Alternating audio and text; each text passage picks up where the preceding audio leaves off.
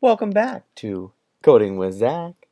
And this video we are going to talk about, I believe it's supposed to be about advanced programming concepts.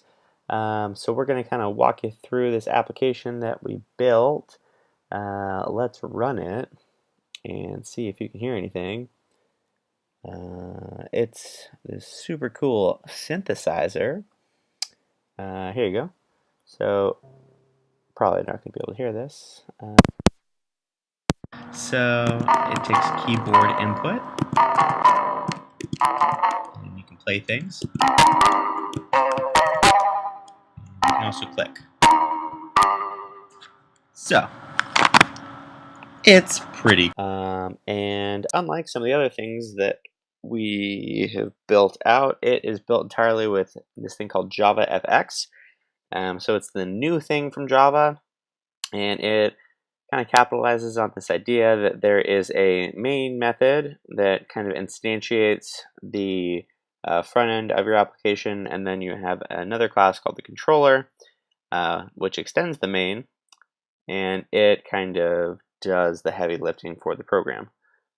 So the first thing that mostly you're going to do when you're using JavaFX is make a main method.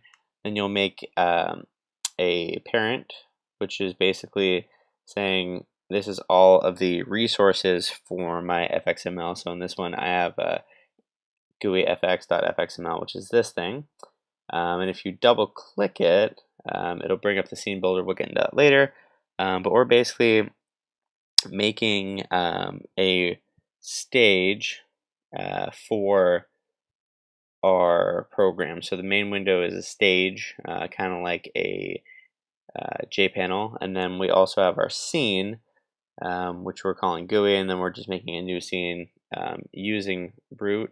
So that particular like form or display, we're putting that scene in front of it. Root thing right here being kind of like the stage in like a theater, and then the scene is what's happening on the stage at that time.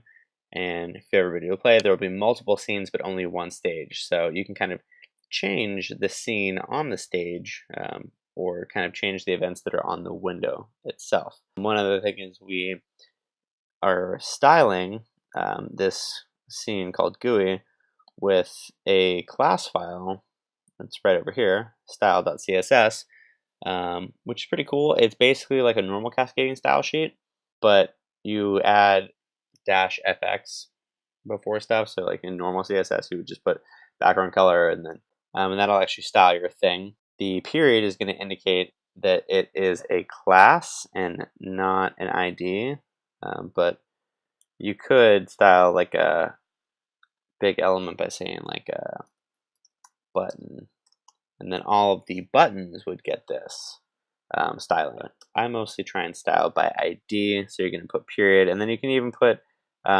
properties that that element has. So just like in normal CSS, you can use hover. So in this case, when you hover over the key, the style is going to change, and the hover kind of highlights right there. If you actually open up JavaFX, it's pretty cool. It looks like this. It's a nice like graphical user interface. The front end looks different because JavaFX runs your program without the styling, but it's pretty intuitive. You just kind of like click on the thing, and then you can move it up and down. And what's actually happening is there is an fxml file.